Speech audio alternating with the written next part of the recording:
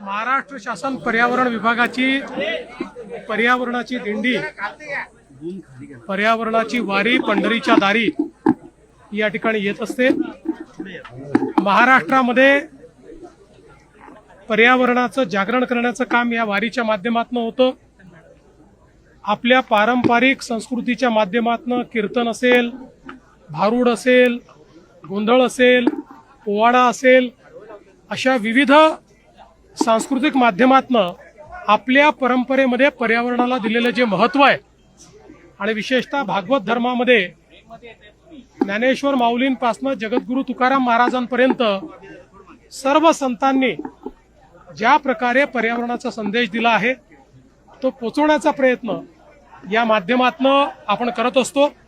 आणि मला अतिशय आनंद आहे की दरवर्षी या वारीला अधिक चांगला प्रतिसाद मिळत असतो। तर ज्या पद्धतीची गर्दी वाढत चाललेली आहे, म्हणजे गेल्या वर्षीपासून ही संख्या जी वाढत चाललेली आहे, तुम्ही 4000 कोटीचा आराखडा केलाय, पण आता दर्शन व्यवस्थेसाठी वेगळं काहीतरी करावं लागणार आहे। मला असं वाटतं की हे आपल्या सगळ्यांकरता आनंदाची गोष्ट आहे की ज्या प्रकारे वेगवेगळ्या व्यवस्था आपण सुरू केल्या आणि विशेषतः पालकमंत्री जयकुमार गोरे यांचं मी अभिनंदन करेन। जर्मन हँगर असेल, चरणसेवा असेल, बाकी सगळ्या स्वच्छता म्हणजे ज्याला आपण निर्मल वारी म्हणतो, 5000 टॉयलेट्स वारीसोबत जात आहेत, 1000 स्वच्छता दूत हे वारीसोबत चालत आहेत। त्यामुळे कुठेही घाण नाही, कुठेही अस्वच्छता नाही।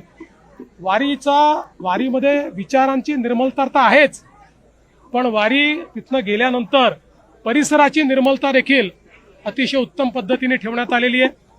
वाळवंटामध्ये आपण बघितलं असेल, कचऱ्याचं कुठे लवलेश नाही, अतिशय सुंदर त्या ठिकाणची व्यवस्था आहे। पाण्याची व्यवस्था त्या ठिकाणी निर्मल पाणी पाहायला मिळतंय, त्या ठिकाणी कुठेही घाण किंवा विष्ठा आपल्याला पाहायला मिळत नाही।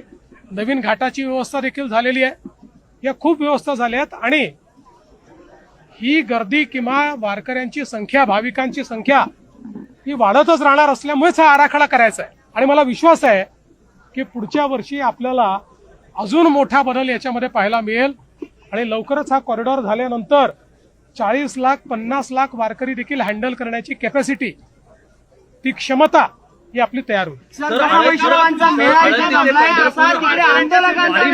वाढतच जातोय आणि राजकीय विरोधक सुद्धा त्याच्यात आता उतरले। 2 ठाकरे उद्या परवा दिवशी दोन्ही पिढ्या उतरल्या।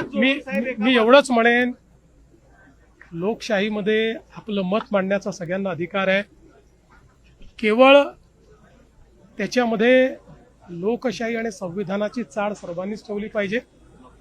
बाकी मला असं वाटतं की इतका आनंदाचा सोहळा या ठिकाणी मी अनुभवतो आहे, हा सोहळा त्यांनीही कधीतरी अनुभवावा। आणि विशेषतः जी मंडळी त्या ठिकाणी त्या आंदोलनाचा गैरफायदा घेत आहे, सगळ्यांबद्दल बोलत नाही, काही मंडळी दिसते की त्या ठिकाणी हिंसा करणे, वेगवेगळ्या गोष्टी करणे।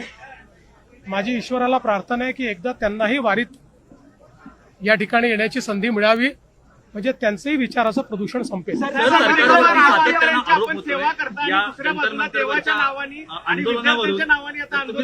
माध्यमातून त्याच्यावरती आता काही आपण ऍक्शन घेणार आहात? असं आहे की चर्चा चालू झालेली आहे, आजही चर्चा झाली आहे।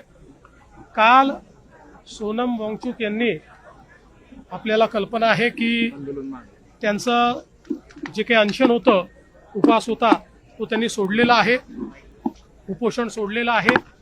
आज प्रतिनिधींसोबत चर्चा चालू झाली आहे, उद्याही चर्चा होणार आहे।